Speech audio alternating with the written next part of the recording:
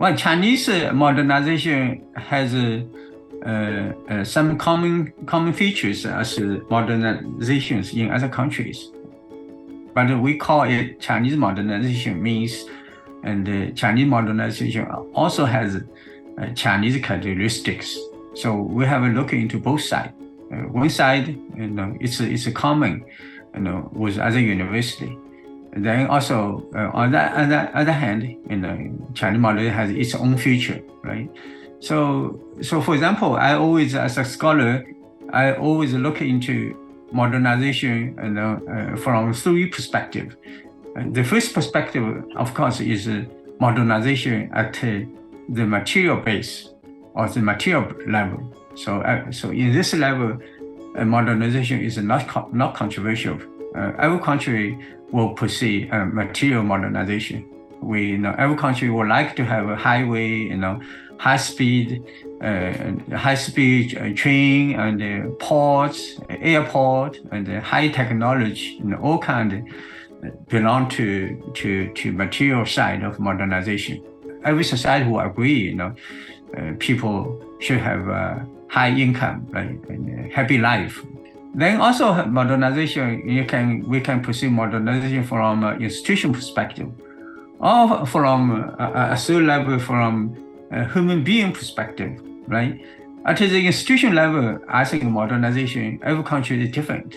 But in the past, we understand modernization as westernization, right? Because the West countries become rich first. So we believe, because of their institution, like democracy or freedom, so democracy and freedom lead to economic development. But according to Chinese experience, or according to many other non-Western and developing countries, their experience, and the Western type of institution will not necessarily lead to economic development.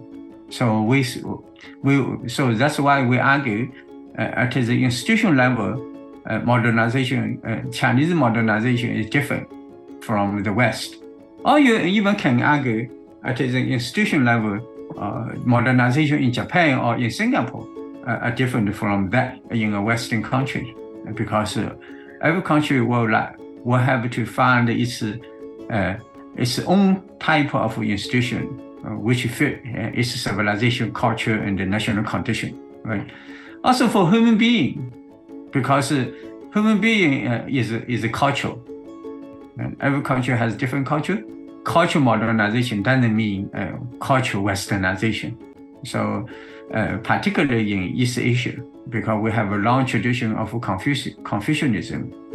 So I would say in terms of material modernization, every country is almost as the same, right?